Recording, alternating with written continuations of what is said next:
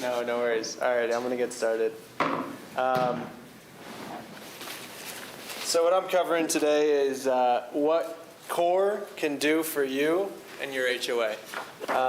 Let's just get started and holler at me where you guys live in the valley. Just holler. Twin Ridge.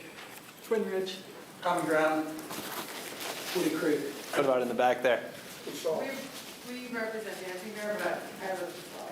Cool. Lazy Glen. Lazy Glen. What about you folks? Cool. One. You folks? I'm in Snowmass. Centennial. Wonderful. So today, the agenda for today, we're going to go over introductions. It's plural because I'm missing my coworker here. My name is Ofek. His name is Tim. He has COVID today, so unfortunately he's not here. But fortunately for you guys, he's not here. Then we'll go over the programs that CORE offers, what a community priority participant is, residential versus commercial, and the services we offer. And then we'll go through a couple case studies, and then some incentive stacking. And then we'll conclude with some questions, and hopefully I'll have some answers for you guys.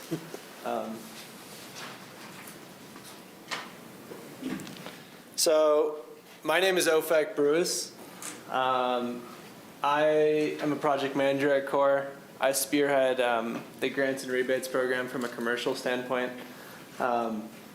My experience is I graduated from the University of Texas with a degree in architectural engineering and applied mathematics. I then went ahead, moved to Pagosa Springs, worked as an architect's assistant, structural engineer, building lead and passive homes. And then I worked for a global firm as a sustainability engineer for 3.5 years. And then that's when I found CORE. And I've been with CORE since May of this year, and I've become a certified energy manager.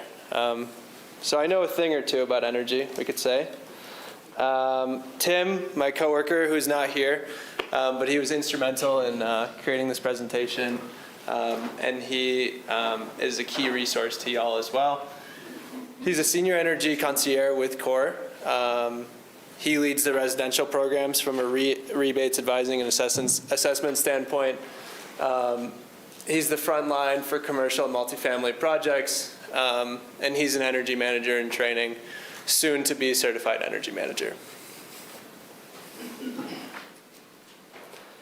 So our mission at CORE is to urgently reduce carbon emissions through optimizing efficiency, electrification, and resiliency of the built environment while advancing innovative and climate-saving solutions.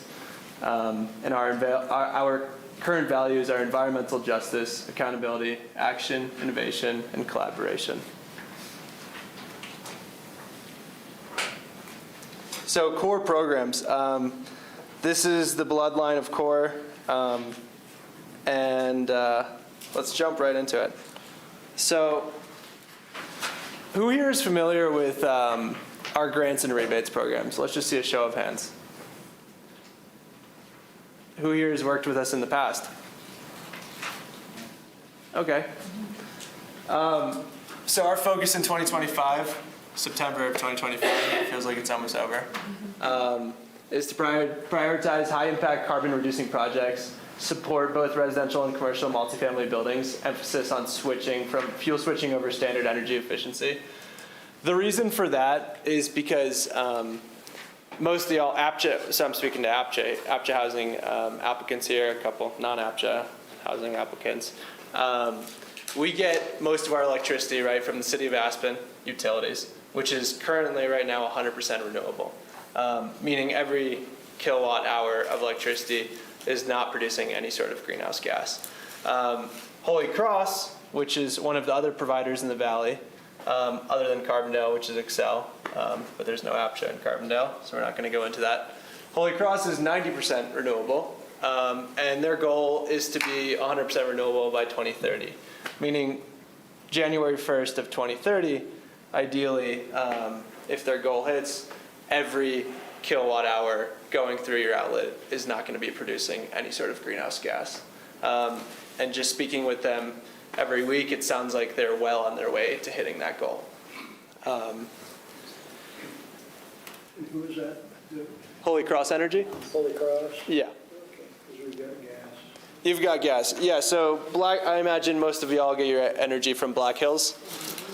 Well, Black Hills is obviously gas, and gas, once you're burning gas, you're just producing greenhouse gases.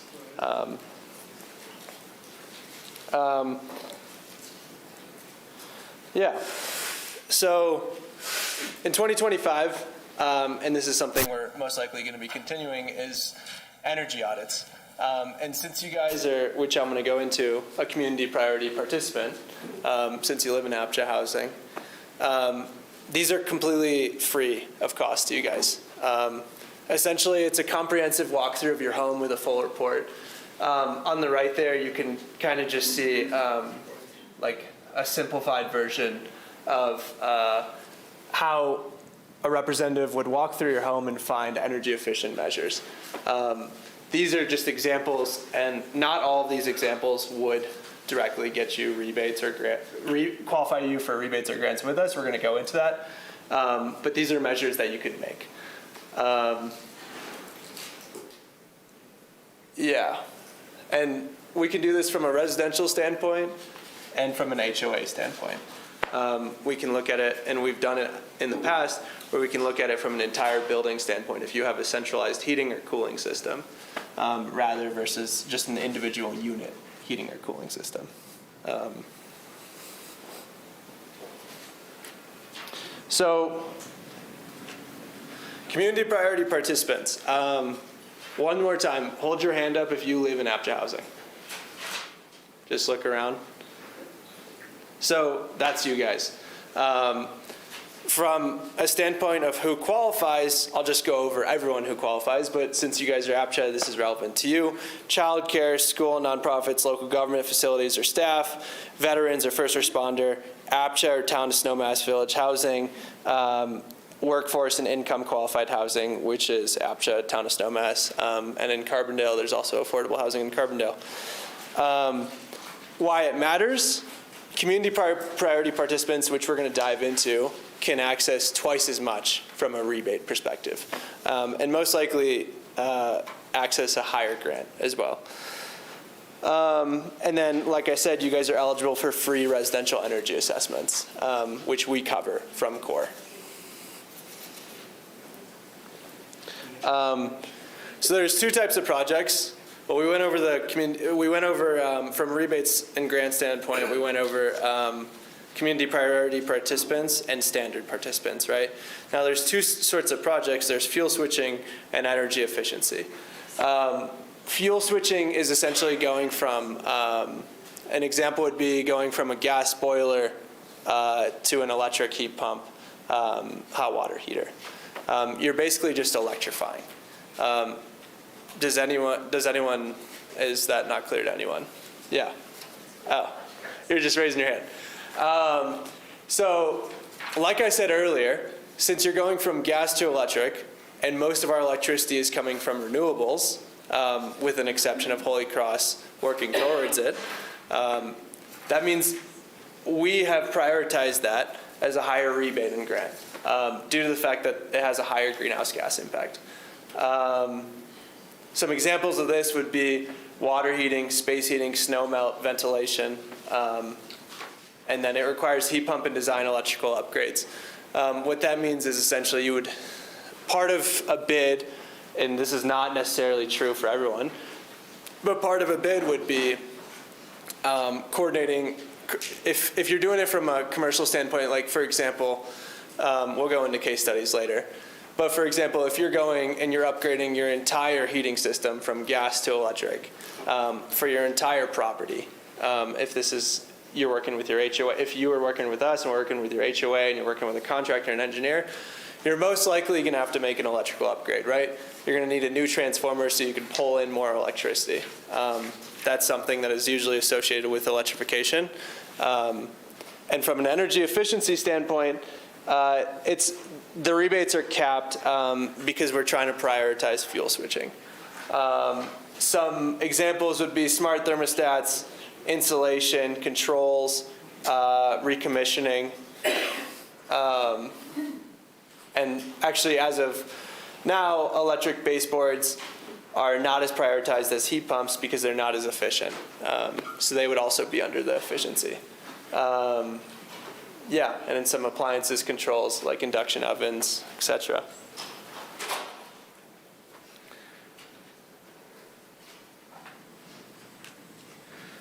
So there's new construction rebates, which is not necessarily relevant to y'all, since you guys live in APTA housing, and unless you plan on building a new house. I mean, there's exceptions. I'm going to go into some case studies later. Did anyone read about Tommy Hilliky's house in the trailer? One more time? In Woody Creek, exactly. Yeah, so we'll go over that later. That was an exception. So he was granted an old trailer home, and he essentially built it up he built a new house from scratch for his family of 6. We'll go into that. But essentially, this is a new construction rebate. Your takeaway should be you could access $7,500. I mean, you could access $15,000 if you are a community priority participant and you're building a new home.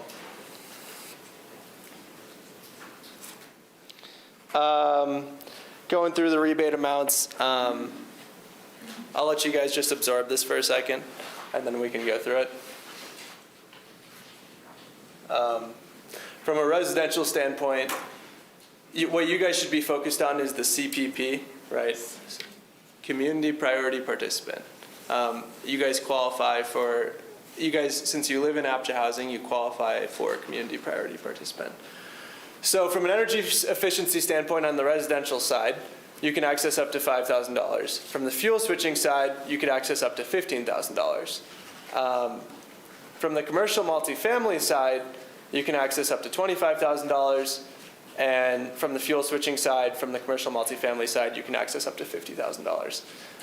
And you're probably wondering what's the difference between residential, commercial, multifamily, right? So residential is as if you would come to me for a single unit. What was your name again, please? My name? Yeah. Judy. Judy. Yeah. So Judy came to me earlier and said, I want to switch my electric baseboard to a heat pump. And she was talking about just her journey. So her journey was from an individual residential standpoint. So if you are a part of your HOA, an active part of your HOA, and you find out your HOA wants to make an electrification upgrade or an energy efficiency upgrade from an HOA standpoint, for example, if you have, let's just say if you have central heating and you have a huge gas boiler somewhere that the HOA pays for, and you pay into the HOA and the HOA maintains it. So that would be a commercial project. And the cap for that is not exactly $50,000 because we could always upgrade your project to a grant and access most likely $200,000. So we'll go into some case studies of how we did that, how we've done that, and how we've applied that later. And then feel free to interject with any questions that you've had to this point. Give you a second if you guys have any questions. Yeah. You're covering, your title is commercial, you're in. Yes, sir. You do. And the fellow that can't be here, Mr. Johns. Tim Johns. He would handle Judy's case, my case as a private person. Exactly. So you're trying to cover the whole gambit yourself, or, because I came here as an individual. I was a board member, so there's going to be some useful things there. Totally. The individual, I've called CORE in the past with individual projects and gotten, not actual, no actual response. However, I was a manager of the building, and CORE was great in our parking area with lights and stuff. So I know that the emphasis to width, here to width, has been on commercial. Are you changing your focus, or have you always been focused on individual? So what was your name? Tom. Tom. Thanks for the question, Tom. To answer your question, so essentially, before I was hired in May, it was just him, and he was handling everything from commercial to residential. Since May, we've hired three new people, right? So Tim has help on the residential side. He has a fellow lady named Julia Wilson who will also be helping you. And then on the commercial side, there's Lee Mackey and me, Ofek. So to answer your question, since May, or when was the when did you have that experience? Before May, for sure. Before May. Yeah. So I urge you to try again. You have my contact as well. Doesn't mean because I focus on commercial, I won't be able to direct you to. Oh, yeah, you've been talking about Yeah. the whole thing, yeah. And I do have residential experience. It's just from the commercial standpoint, that's where my expertise lies. Okay. Thank you. Of course. Thank you. So we do have a summer rebate special. I know we woke up this morning and it was pretty cold. It doesn't feel like summer anymore. But lucky for you guys, this rebate is effective. It started July 20th, and it's effective till October 20th. So we have over a month to access this rebate. Go ahead. Does that mean the project needs to be completed by October 20th? No. Or No, you just have to apply for the rebate, and then we can agree to get it. You only get the money after the project is completed, but we can award it. Bonus rebates, so these are bonus rebates. An extra $500 for energy efficiency projects, and $1,000 for electrification projects, up to 60% of project cost. And that's on top of, let's just go back really quickly. That's on top of these. So they act as a bonus. It applies to everything, residential, commercial, and multifamily rebates for standard and community priority participants. So you're probably wondering, what was that grant program we were talking about? These are most likely applied to commercial, but that being said, we're actually going to go over a case study where we awarded a grant from a residential standpoint. So we give grants up to $200,000 for HOA capital improvement projects. So that would be for townhomes? for if you applied from an HOA standpoint. Okay. Correct. But, I'm sorry, No, please go ahead. HOAs, some of them are in one building with a number of units, and some of them are individual buildings. So, I mean, like I have 8 buildings in my complex, 37 homeowners, and we're all electric, but it's all based working. So, to have an HOA, I mean, you have to have everybody kind of buy into this. So, I mean, that's one example, right? If you're, 2 examples. So I mean, we're not Apologies. replacing a boiler system or even an old electrical boiler system or heating system for the one building. It's 8 different buildings. So, well, what exactly is your question, if you don't mind? Well, I'm trying to figure out how this $200,000 grants. So, Capital improvement projects, if it's not just one consolidated building. so if your HOA wants to make an upgrade, right, and you're paying into that HOA, and let's just go into your example, Judy. Except that I pay the heat myself. Got I mean, it. It's not like the HOA pays for the heat or any of the Got energy it. costs for the building, for my unit, Yeah, or for any of the units. It's all individual homeowner pay. okay. But it sounds like in your example, from a hot water standpoint, it sounds like you have gas boilers that are shared. No. So every unit Everybody has. has an individual water heater, electric water heater in their units. Got it. So everyone is an owner of their, let's just call it, of their mechanical systems. Right. So, I mean, for your example, it would be a residential standpoint. From another example, I could give you another example where Truscott, for example, they have centralized heating and cooling, and the HOA pays, you pay into the HOA, and the HOA pays for that heating and cooling. for example. They pay for that upgrade. Individual owners pay for their actual utility bills, but so from your standpoint, it would be residential, unfortunately. So this only pertains to like a commercial, what you have right on the screen behind you? Exactly. Okay. Exactly. Right now. Yeah, exactly. Yeah. Can I ask a good question? Yeah, please. I'm Rob. Rob, how's it going? Good. We have 3 townhomes, 4 units in each townhome, Where do you live? or more than that. It's 8 in each, isn't it? 4 in each. 4 in each. 12. So 12 units total, but in groups of 4 in separate buildings. And then we have 13 single-family homes, individual, each one's individual. So, but in those in the townhomes, would each townhome be eligible to apply, or the total? So let me just repeat that, just so I have it clear. So, so you're, Rob, so your heating everyone is an owner of their own heating, correct? So that would also be a residential standpoint. Judy, so, no, all good. So let me give you an example. So if you went to your HOA, and I know it sounds like it's an uphill battle with your HOA, like you were saying earlier. It always is. It always is. I mean, it's not so much that they'll deny it, it's just getting them to respond. No, I get it. I get it.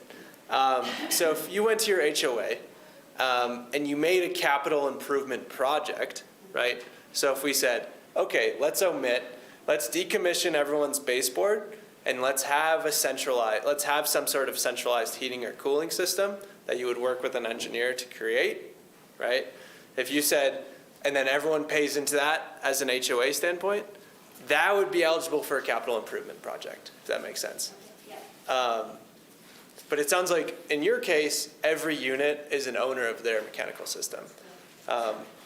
So you guys would qualify for a residential standpoint. What are the odds? What are the odds? What are the odds? Odds that, she's pretty well laid out what the situation is for every individual that belongs to an HOA. Uh-huh. And we've had some capital improvements and things look real good on that level. However, there are some individuals like myself who are crusty old bachelors who have antiquated facilities, period. And fixed income. And a very fixed income, yeah. Less than a fixed income, it seems. I guess I could answer my own question. I'm just thinking out loud. It's residential, and that's where we start, right? Then we see if I qualify based on, or we qualify, all us crusty bachelors qualify for it. Right now it's baseboard heating, which in my case means 2 heaters, one in my bedroom and one in my kitchen, which makes me ineligible for any kind of support. Electric heaters are expensive, baseboard heaters are very expensive.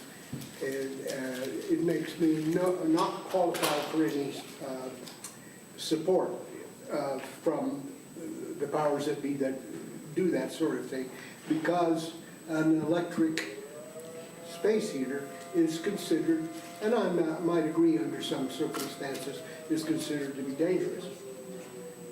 And therefore I can't get any help there. So again, I'm only thinking out loud. I need to talk to Mr. Johns about this. I have a thought on that. Yeah, sure, please. What's your name? I'm Meg. I work with H.O.A. Meg. And I spoke with Julia, your colleague, a couple weeks ago, because I also have electric baseboard heaters. And she said with this program, you do qualify for... Individually? Yes. So if you want to get like a split unit or that kind of thing, right? Does that sound right? When I talked to Julia, it sounded like, because I'm going to look into it for myself. Baseboard. So it would apply for that. Wait a second. Let's back up here. Wait, so what's your case? And So I have, similar to what you guys are saying, I own my unit, I have baseboard It's like a heat, heat pump. and I hate it, and I want to put in a split unit Yeah. with, the pump outside.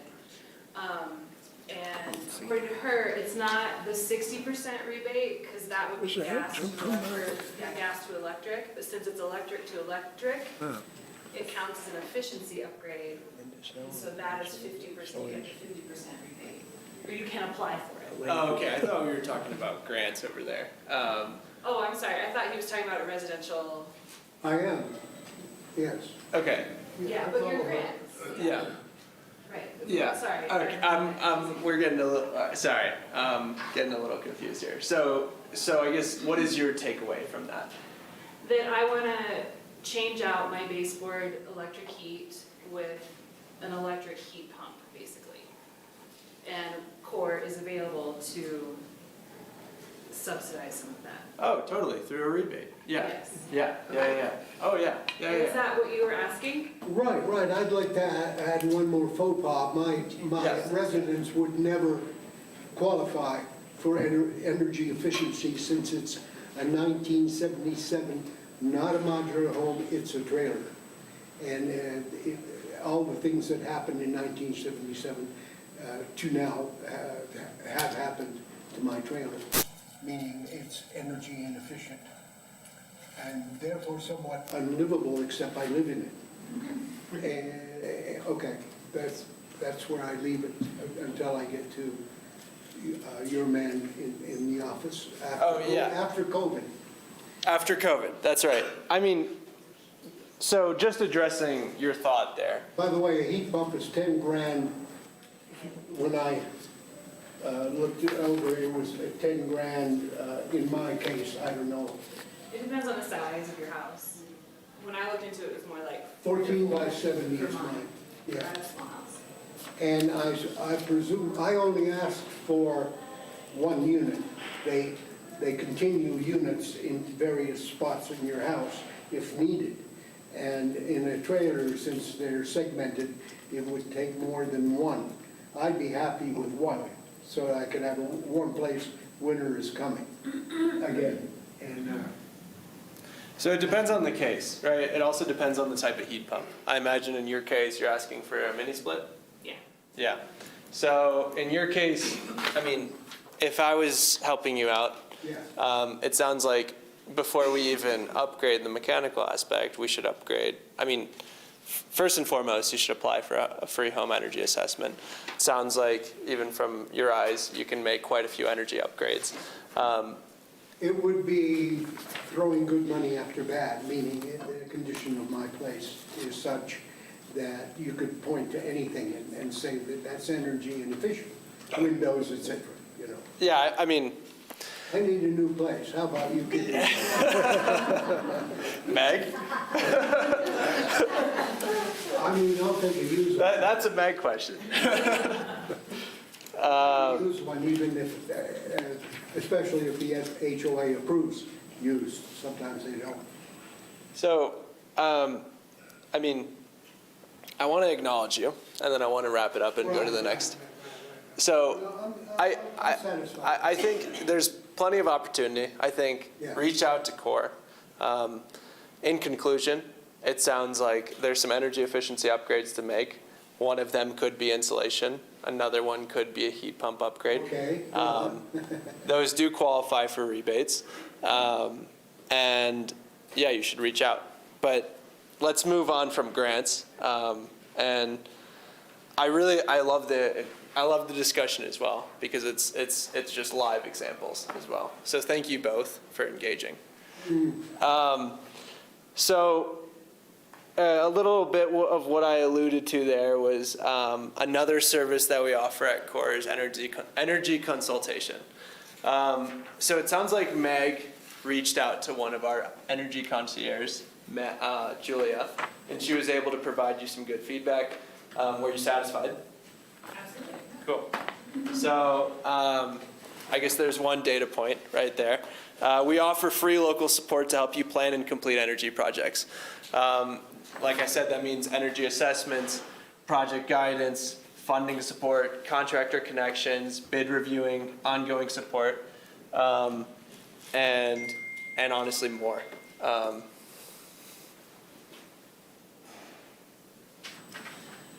So things that CORE does not fund, and these are ineligible items, and I should have put an asterisk near windows. But You used to do it. we used to do windows. We also used to do, we used to do a lot of things before my time. I can only speak to what I'm a part of right now, and how I represent CORE. Windows, natural gas mechanical equipment, and you're probably wondering, look, I replaced my 20-year-old boiler that used to be 80% efficient and now it's 95% efficient. Look how much gas I'm saving. But at the end of the day, what are you still burning? Gas. And from what we learned earlier, where is our electricity coming from? Renewables. So that's why. Doors and aesthetics. Windows, that sounds a little iffy to me, meaning windows are one of the main sources of inefficient heating. Windows are, and they're incredibly expensive. So, first of all, I agree with you. I agree with you that windows are an incredible source to save energy. I completely agree with you. But the powers to be came up with these items. My understanding is that from each dollar, so if we go back to our goals, CORE's goals, our goal is to reduce greenhouse gas emissions. And when we ran the numbers, every single cent going towards a mechanical upgrade, like I said earlier, our goal is to reduce greenhouse gas emissions. We found through electrification that's the best way to do it.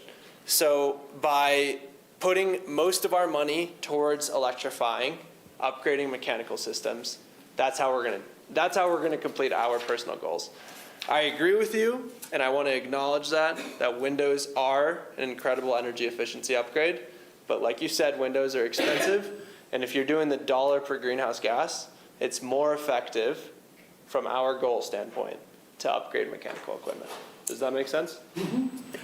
Will these grants be available in 2026? To my understanding, yes, and we're trying to expand them. That is something we're working through right now. It looks like Baker is in the back from the city, which provides quite a bit of its funding for CORE. So hopefully you can guarantee us funding. He's smiling nervously.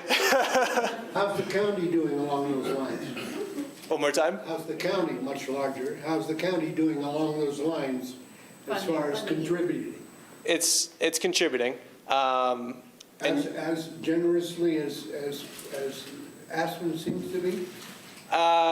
Yes, Pitkin County, Aspen County, Pitkin County, City of Aspen, City of Basalt, Eagle County. So that's not part of the presentation, but it's public information that we can get to you. But if you want to see where our funding comes from. But to answer your initial question, what was your name?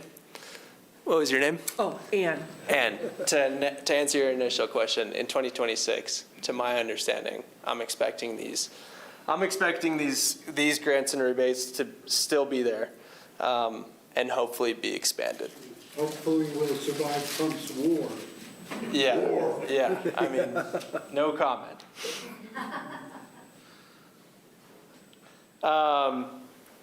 So to reassure you, we pulled some numbers from 2025 already of incentives awarded for Pitkin County. It sounds like everyone here lives in Pitkin County except you in the back?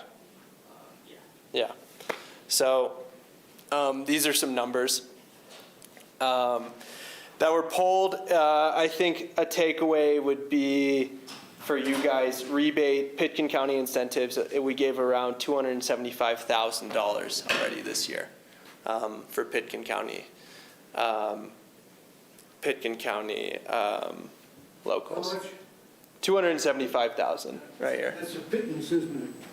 One more time? Big county. That's a pittance, isn't it?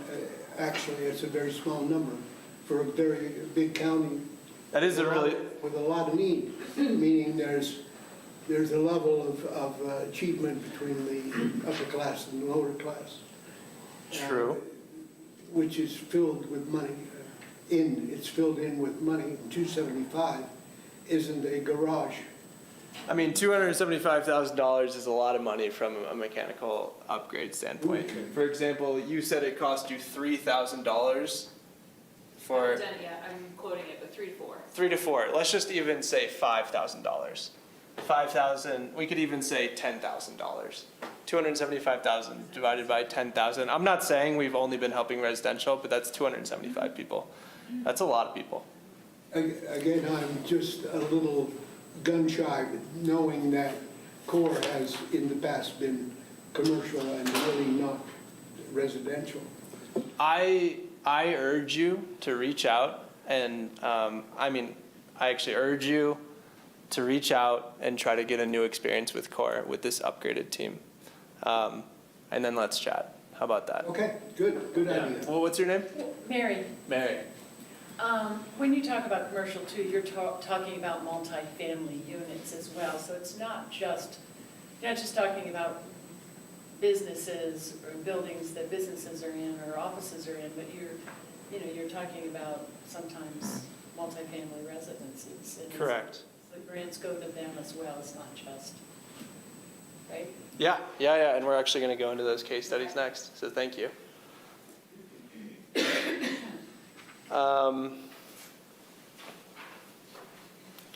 So 2 bullet points I would like to take home here is, let's go with 3 and 4, right?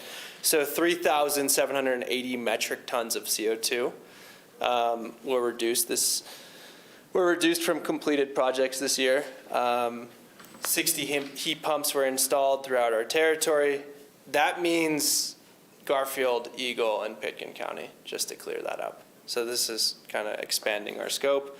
And then 42% of our incentives have been awarded to community priority participants, so almost 50%. And that's you guys. And then we've been able to support 2 new all-electric homes in Pitkin County, and we're going to go over one of those right now. Any questions before I jump into case studies? Could you go back to that last? Sure. Just for a quick moment. 60%. Do you know just a guesstimate of what the approximate cost of a heat pump that would be equivalent to 132,000 BTU gas water? Off the top of my head, no. I don't want to quote you on that. I would like to have my computer. I mean, how about you send me an email and we can figure that out. I'm not a contractor, too. That's okay. Does a heat pump cost more to operate in the winter than a gas heater? Than a gas heater. So you're referring to utility costs. Short answer, which you're not going to like, it depends. It should cost less because gas heater is 80% efficiency or production, that's however 95%. The heat pump is leveraging the electricity at like 2.5 to 3 to 1. They have models now that work down to 15 below 0, so you're not needing supplemental heat, so your bills should go significantly down with the heat pump. So if the heat pump heats when it's minus 15 degrees in the winter, what happens if we get a couple really cold days like we did last winter? Use a space heater for that, one night or something. They'll oversize the system to cover 100% of the time. Size, the heat pump will cover 98% of the time. For the 2%, they do that a couple of cold nights in a row, plug in a space heater. It's not efficient. It's 1-to-1. It's every kilowatt used produces 1 kilowatt of heat instead of the heat pump. But you'd still be running the heat pump at 15 below. The performance goes down a little bit. So you just need a little supplemental. I just went to a 2-day energy building code symposium in Bloomwood. We talked about a lot of these things, but it should be definitely reduced your. In theory. yeah, Is there I a mean, lifespan on a heating pump, or do you happen to know what it is on the average, on a heat pump system? yeah, I mean, the There's a life's, compressor, there's, there's For stuff. 10 years. yeah, I mean, so the warranty is typically 9 to 10 years. I mean, it depends. But yeah, I'm seeing 10 to 12 years. I mean, let me just put it this way. Did you guys get, so, I mean, I'm just profiling the room. In 1980, what did you guys drive, a gas car or an electric car? No car. No car. Gas. Gas? Gas? Gas? So, all right, so if we would have invested in electric cars in the 80s, or even the 70s, or even the 90s, if we would have invested in electric cars, where do you think that technology would be now? Do you think we would be debating when we're buying a new car to get electric or gas? No. So, go ahead. It just depends on a certain person who makes electric cars. I'm just talking about the technology. Yeah. I mean, fair enough, fair enough. But I'm just talking about the technology. I'm just talking about the technology itself, right? If we were driving electric 30 or 40 years ago, we wouldn't be debating right now, oh, I don't know if I want to get an electric car. The infrastructure is not there yet. The technology is not there yet. So that's where we're at with heat pumps right now, right? We're still debating between gas and electric, but I'm telling you now, since the more you buy heat pumps, the more you invest in electric technology, in 10 or 15 years, when that heat pump dies, the new heat pump that comes out is going to be infinitely better than the last one. They've got an electric car in China with my name on it for 10 grand. What's it called? 10 grand, that's what it's called. 10 grand. I mean, yeah. I mean, so did you get the point that I'm trying to make? I do, well, of course, yeah. So I'm seeing it right now. I'm seeing it with my projects right now from a commercial standpoint. I'm seeing an engineer spec a heat pump, and then the project gets delayed 2 years later. The same manufacturer comes out with a heat pump that's 3 times more efficient in 2 years. I'm seeing technology. What was your name, sir? Richard DeCampo, I'm a retired architect and engineer. Richard, thank you. What was the name of your firm? HOAS Architecture and Planning. Cool. Thank you, Richard. So I'm seeing it from, I'm seeing it from like a commercial standpoint. I think and to Richard's point about negative 15 degrees, about being, I mean, the one thing with heat pumps, with electricity, and I'm sure who's driven an electric car here? So when you're driving, when you're doing your laps in the valley, I'm sure you've noticed when it gets cold, that range just starts dying. And that's the same concept when the temperature gets lower, the efficiency diminishes quite a bit with the heat pumps as of now. And I mean, I'm acknowledging this because I'm an engineer. But I can guarantee you where the technology is going and where I've seen it go is in X amount of years. I don't want to guarantee you an amount of years, but 5 to 10 years, right? Like that negative 15 degrees, the efficiency at negative 15 degrees that dies from 5 degrees to negative 15 degrees is going to be infinitely better. And it's not even going to be a debate between electric and gas. And that's why that just goes back to your Windows question. And that's why we're investing in electric. 15 years, I'll need a lot of heat. No, you won't.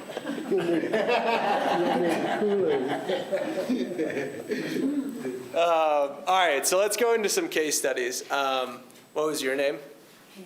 Pam. So Pam, it sounded like you were pretty familiar with this. Where did you read this? The clients. Really? We're 1, 2, 3, 4, we're all APCHA. You're all APCHA. We work for APCHA. Yeah. We work for APCHA. They were clients of yours. She's our sales manager. Amazing. You would definitely know. What was your experience with them for everyone? Well, I mean, they're amazing. They're amazing. I still haven't gotten to see the whole but I've heard a lot of wonderful things about it.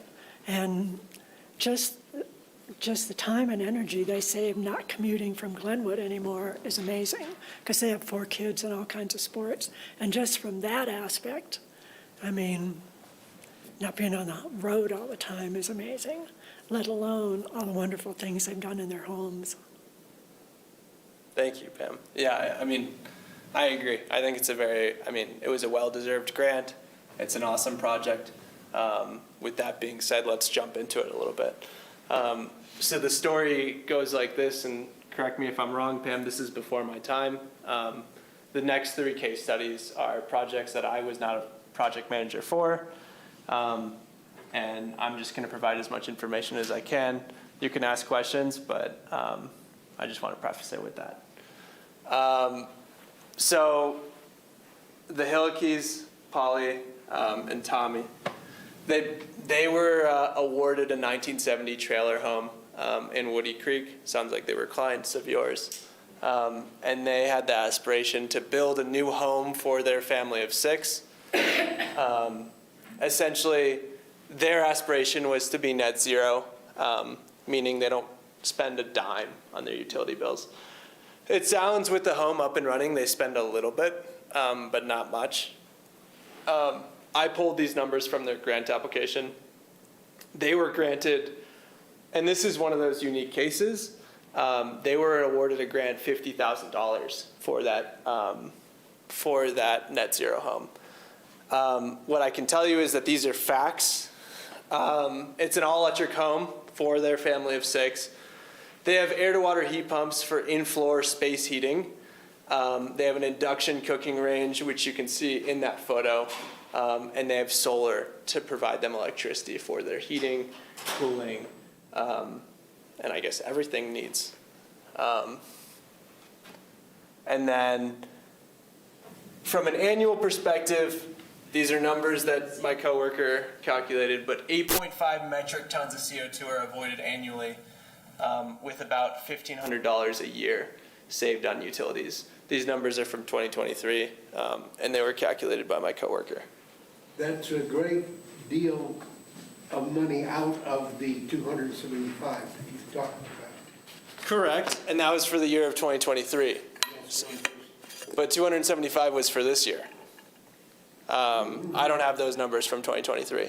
I can, if you see what I'm following. Sure. Tommy Hilliky, this is a quote that that my coworker pulled. So that's his Arctic heat pump. That's what provides heating and cooling for his house. So we wanted a house that was energy efficient and low maintenance so that we could spend our time outside doing the things we love.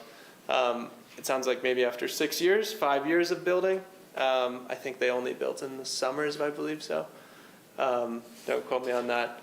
They completed the house, and they moved into it with their family of 6. Yeah, I don't think it took that long, but. Yeah, I think when I looked back at it, it looked like they applied for a grant in 2016. It was a $3,000 grant, and it was just to do a study for the home to see if it was even possible. So that's where I was pulling that number from. Go ahead. That's the box that would 8 to 12 years right now, lifespan. Correct. With Arctic, I think Arctic actually has a more bomber warranty. Pretty sophisticated looking. The ski corps put in a whole bunch of them when they put in housing down valley. Wait, why does that look sophisticated to you, actually? Have you ever looked at a gas boiler? It's bigger. I've had my hands on the other that they use for employee housing. Yeah. Individual units, probably where it's at. They have about 50 units. Yeah. And it's a lot smaller. The fan is smaller, everything is smaller on those. Neither here nor there. It's nice to have a good one, or a big one. Yeah, I mean, they also have a family of 6, right? So, Right, of course. I don't know how big their home is, but Yeah. it's 6 of them. And I'm pretty sure it's 4 boys, so. Pretty large. Boys need some space. I mean, that's, yeah. Yeah. Let's go into another one. So Tim is actually the project manager on this one. So I'm just relaying this information from everything I know. Does anyone know where Old Bavarian is? Let's just see a show of hands. Yeah, obviously you guys know where this is. So essentially, my understanding is they have baseboard heat. They have a central boiler, and it's failing. So this is a project that's still in the works, but essentially Tim worked with the old Bavarian HOA, which it sounds like the HOA pays for the mechanical, right? The residents pay into the HOA pays into the mechanical. And it sounds like the grant was actually just signed with the HOA, and the HOA board just voted on this, but it sounds, essentially the example is they're putting mini splits in each unit and decommissioning the baseboards, meaning everyone will have a mini split in their unit, which they can heat and cool, and they'll be paying the utilities for. But the HOA will be paying for the mechanical upgrade. And I don't know the amount that we gave them, but it's a grant that was just signed, and we helped electrify that building. We are helping electrify that building. Oh, here we go. So a $210,000 grant was awarded. I know Tim worked really hard on this project. He's been with us for 3 years. He essentially met with the HOA on a monthly basis, I believe, and just talked them, found him an engineer, found him a contractor. I don't even think he actually needed an engineer because he was just putting mini splits in there, but found him a mechanical design contractor.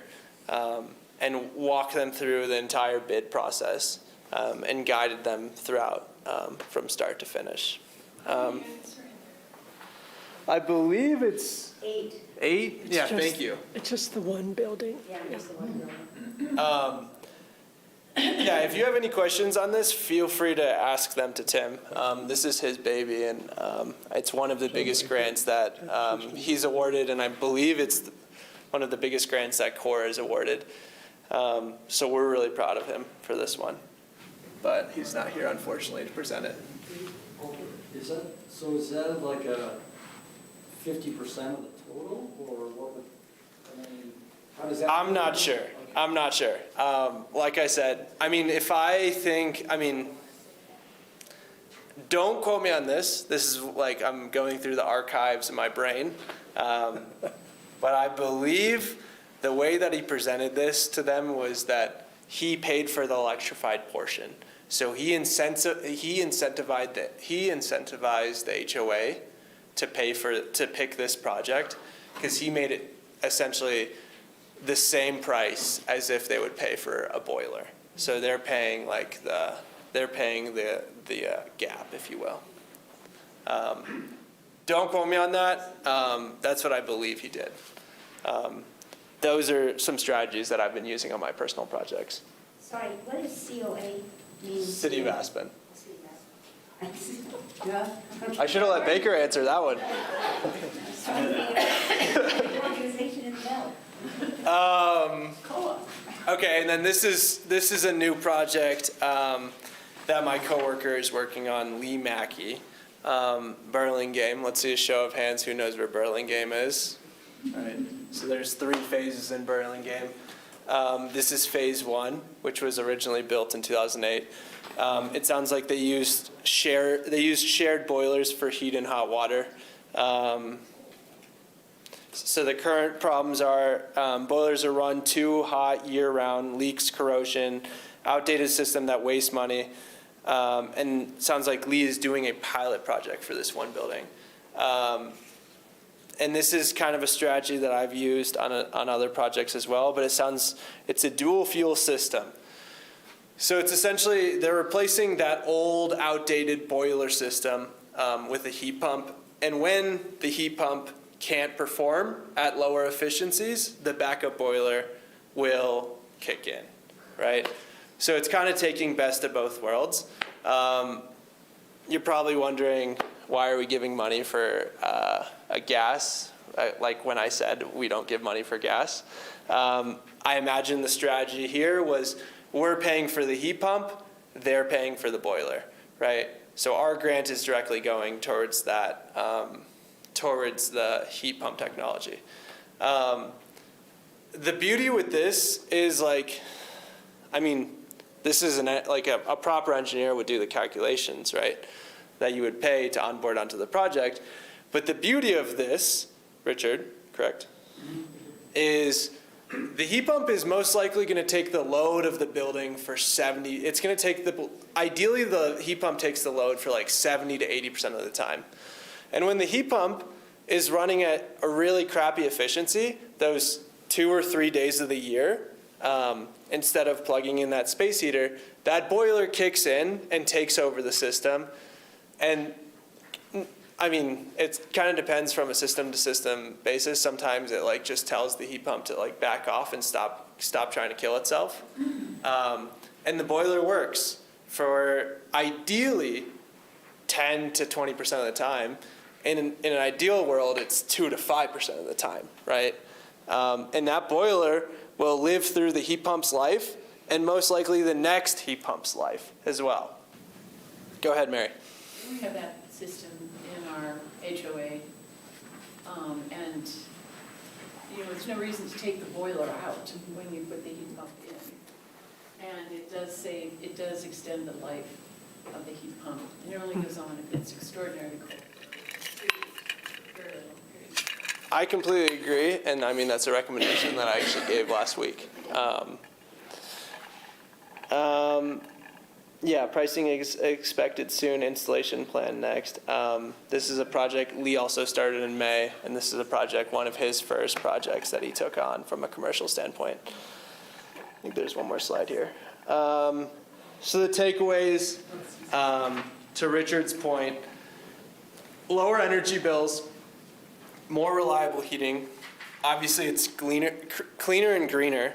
It's a step-by-step approach. And then obviously the financial help. A grant hasn't been awarded yet. It hasn't obviously been guaranteed. But most likely if they go with this project, this is something that we would fund. Go ahead. What was your name? This particular one you were showing us, how many units was that phase one building? Do you guys want to answer that question? How many units are in phase one? A lot. Close to 100. Well, In phase the one one is building like you're 60 doing, or is it 70 8 units units. that you're going to be applying the heat pump to, or is it 4 units? It sounds like it's a phased approach. Yeah. It's just one building for Yeah, now. it sounds like it's a phased approach. So could you guys tell me how many units are in one building? It depends on the building, like 4 to 6. 4 to 6. 4 to 6 units, and I imagine those units are between 1 and 4 bedrooms, Yeah. probably. 1 to 3. 1 to 3 bedrooms. So I imagine he's probably going with the unit that has, I mean, if it was he's probably going with the unit that needs the boiler upgrade the most immediate, right? Sure. With the boiler in the worst condition. And it's a phased approach, right? That's the beauty of it.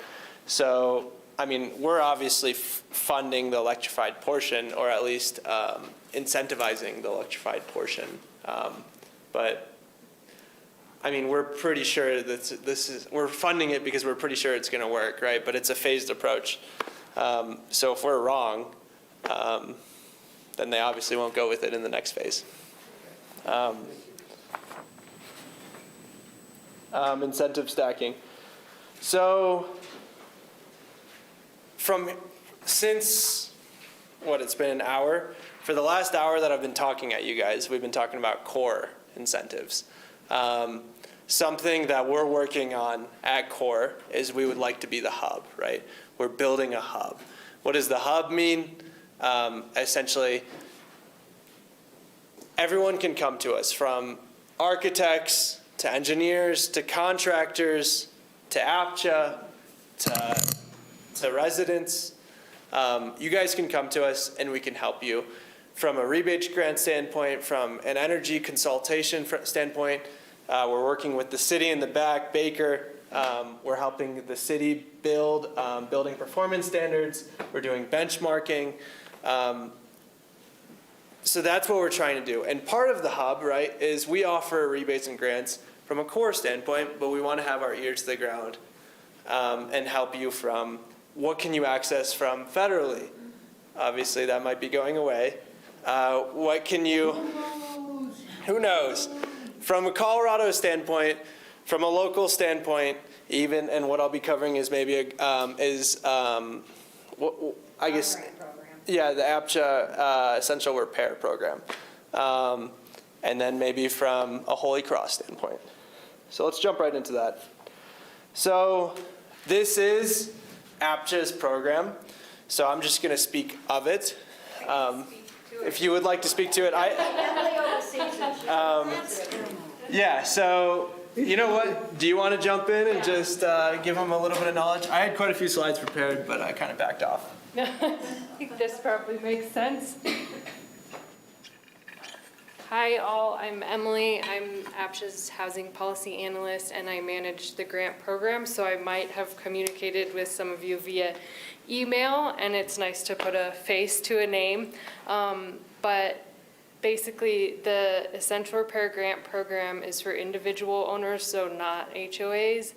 And it's in its second year, and it will be continuing next year as well. But each unit is eligible for up to $10,000 each year of the program for different projects.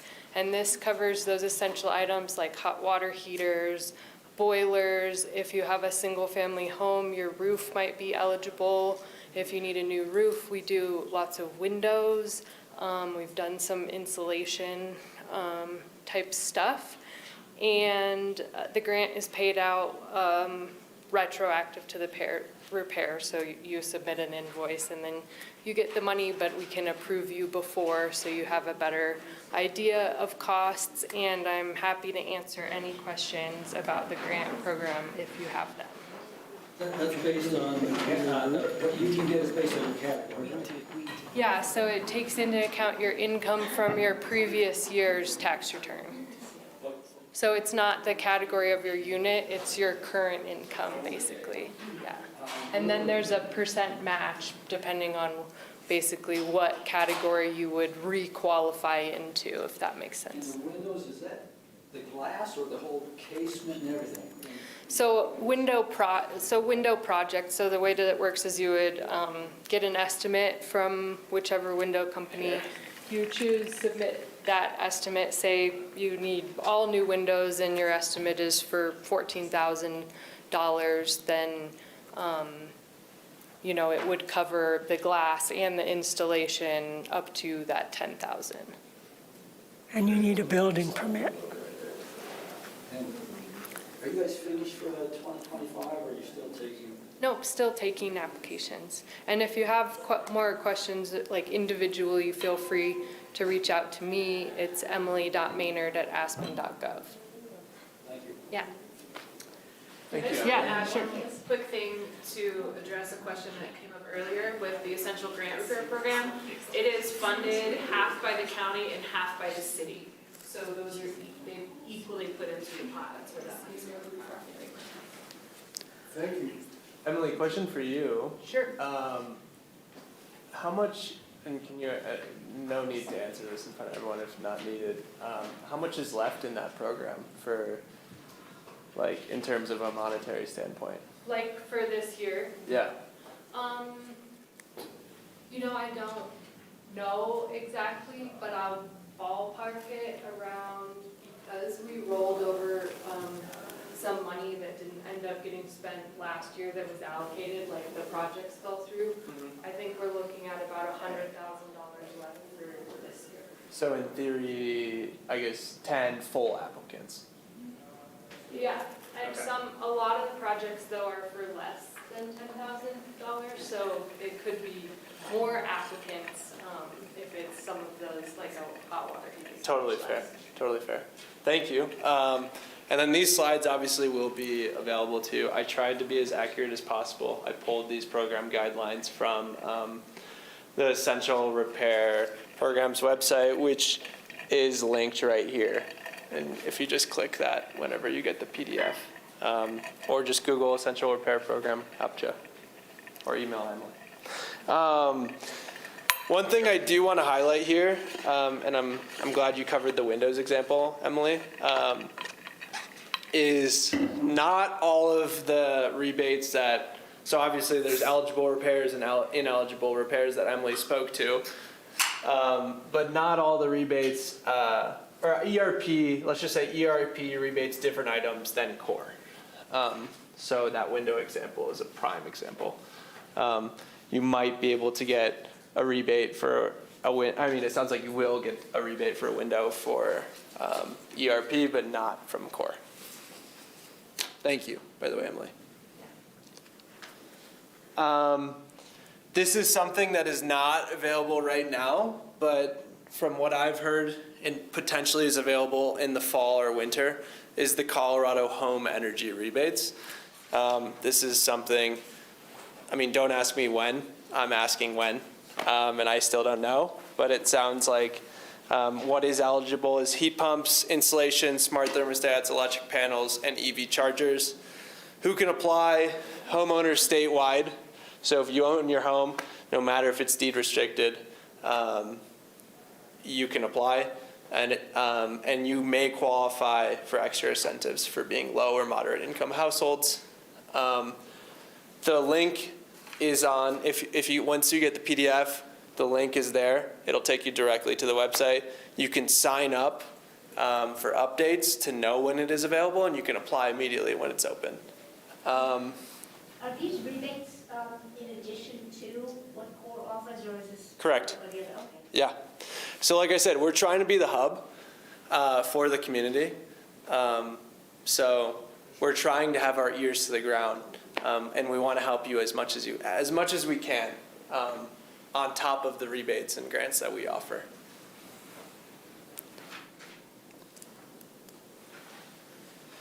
Some other incentives, out of curiosity, who here is paying electricity to the city of Aspen? Anyone? Anyone? And then who here is paying for Holy Cross? And then anyone else? Excel? Just me and Baker? Carbondale? Nice to see you. So from a Holy Cross standpoint, to everyone who raised their hand for Holy Cross, this is another incentive that you guys could most likely access.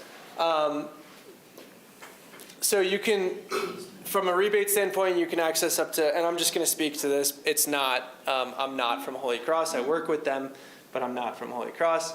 And we can put you in touch to someone, and you can apply on the website as well if you look up Holy Cross rebates. Is 25% up to $3,000, 50% up to $7,500 for 150% AMI. AMI is average, moderate, index. Area, medium, and. Yeah, thank you. Does anyone not know what that is? So essentially, no, it's all good. So, in layman terms, essentially it breaks down how much you're supposed to, in your county, for example, how much you're making, right? How much people make, right? And you fall within like a certain category, right? And AMI, if you're within 150% of that AMI, you qualify for it, if that makes sense. Can these grants from other places, for example, what Holy Cross offers or the other, is this coordinated by core? Meaning you know that those things are available, and what do you do? Just turn the person on to the website and say, go to their website, which I hear often. Yes, yeah.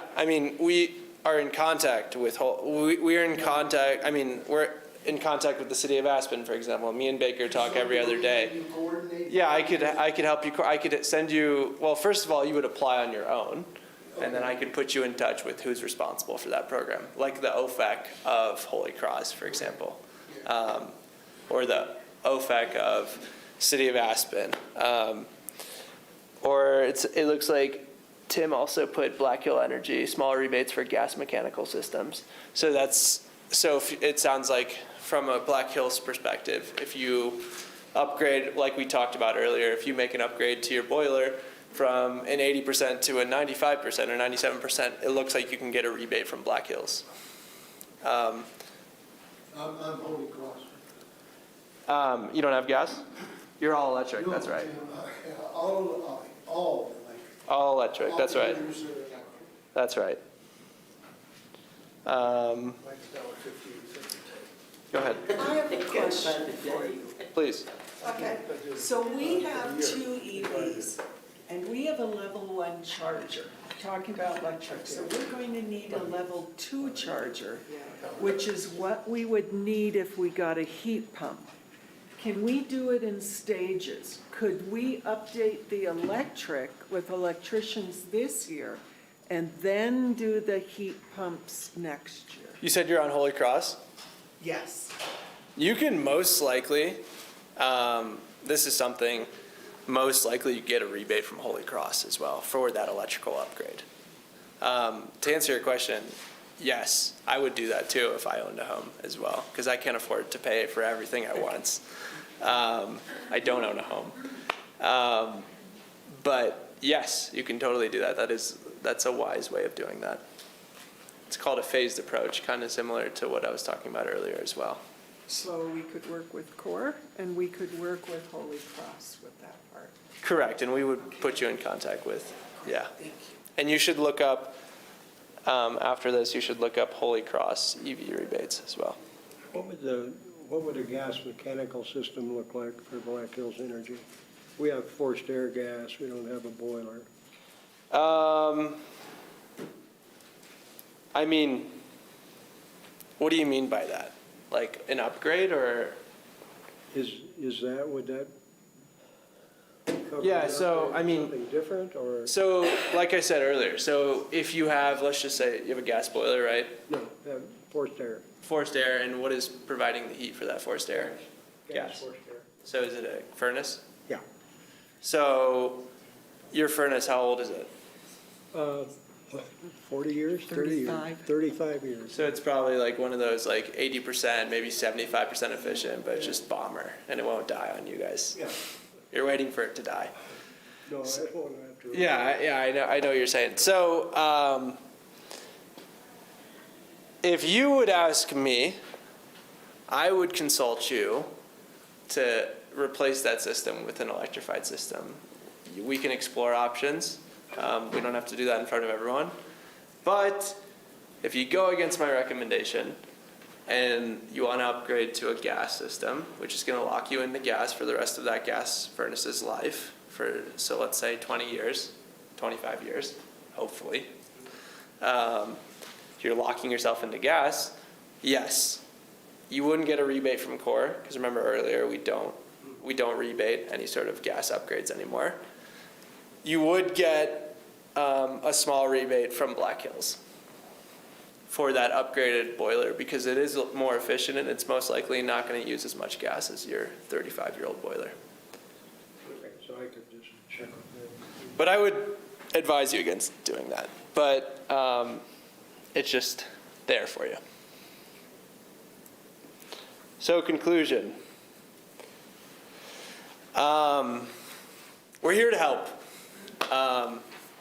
Our mission is simple. It's supporting the community, empowering homeowners, HOAs, and property managers to keep your housing safe, efficient, and resilient.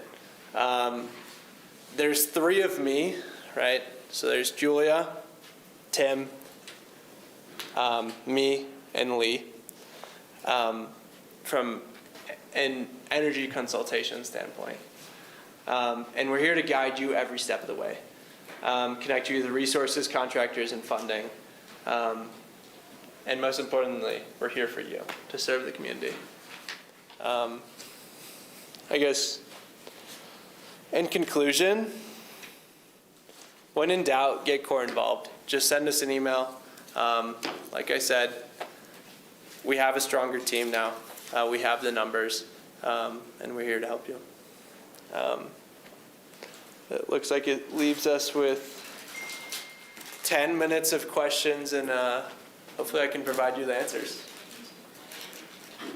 I would just be curious, sort of to Judy's point, if there was, 8 residential residences that each had their own, it sounds like their own boiler. If all 8 decided that they wanted to convert to heat pumps, would you guys ever consider doing a discount for like a community project? Yeah, like totally. that? Totally. Yeah, that's what I was trying to tell her. But in Judy's case, it sounds like, and correct me if I'm wrong, it sounds like you are more one of the more forward thinkers in your HOA, and people are just trying to survive and are not super stoked on that idea. Well, I think that's true. I think there are a lot of people, first of all, it's not just 8 units, it's like 8 buildings, it's 37 units. But no, there are a lot of people who are in HOA housing now who are just very thankful they have a house and are willing to just walk in the door at night, close the door, and not have to worry about anything except paying their assessments and their electric bill. And for them to try to upgrade to anything such as this is either a time-consuming issue or it's a monetary issue, probably. And, you know, I think just making them aware or educating them of what's out there and the benefits to them, that might make it more attractive to them. But I seriously doubt in a situation like my complex, I'm going to get all 37 homeowners to do this, to buy in at one time. Otherwise, nothing's going to get done. I think it's just going to be an individual choice. But, you know, and because it's building by building, but even building by building, each unit doesn't depend on the other, say, 3 units in the building. But you could change that. If they all got together, all 8 of them, Yeah, and said, let's just have 1 unit. yeah. You have to find a I mean- way to how you pay Depends it. on how the covenants are written. Because there is a quasi-government called the board, Yeah. and they can deem it would be unpopular, of course, with some monetary. Well, and that's the other issue, getting enough information from whoever might be installing this heat pump to present to the board saying, this is what's going to be on the outside of the building, do I have permission to do this? So, And this is what's going to, if it's going to be intrusive or not to my neighbors, et cetera, et cetera. Yeah, there are a lot of different factors. so to Emily's point, what I would do in that case, right, is first of all get us involved, right? Yeah. Like a great example to Emily's point, right, is so she said, what if we get all 8 units involved, right? So what we can do is you can ask us to come present to your HOA. What we can do is, and then if there's any sort of interest, right, contractors will provide bids for free. So at the very least, it's harmless, right? Get a contractor, come in, whip up a bid, and then present that to the 8 units and say, look, this is what we can all do together. Obviously, you're going to have to pay something. And CORE is involved like throughout that. And we can explore rebates, we can explore grants, and find a solution. I'll come back to you. Richard had his hand up.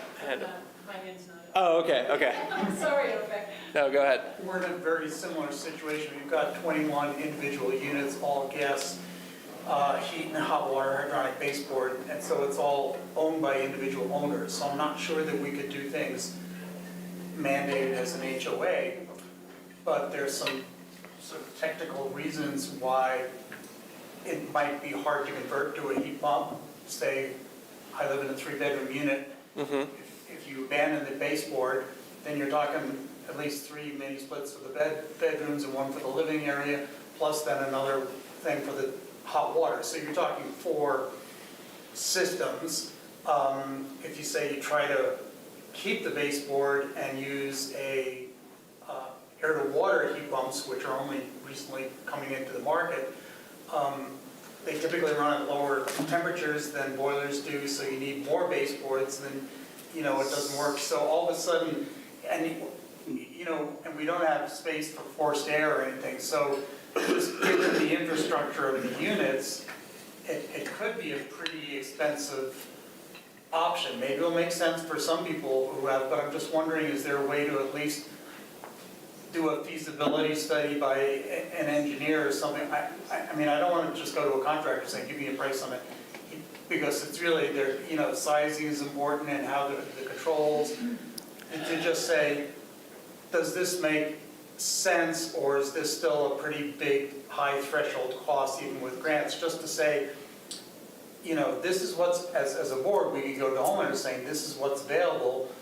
Maybe it costs 30 grand per unit, and you can get, 10 or 15 grand. So if you want 15 grand to put into it, you can reduce your energy costs. How many people are going to afford that, I don't know, but at least we could, present that as an option, and if there's, ways that doing it building by building, whatever, could be reduced a little bit, so much the better, but it's something where I thought about it and I see a bunch of the technical challenges, so I haven't really looked into it too much, but, maybe the economics are changing, but someone who's, I don't know if CORE could, help look as a feasibility analysis, just ballpark what's going to be, because probably a lot of homeowners, wouldn't be prepared to, even with rebate, to put 10 or 15 grand of their own money into it, even though it might save them that over, 10 years. It's just money up front, but, it's just something that I think should be explored at least to see, instead of just guessing at the economic metrics, what would it really take? But That's really interesting, Richard, because we got 3 quotes. We have an aging gas furnace. One person told us we just needed 1 heat pump and we'd be fine.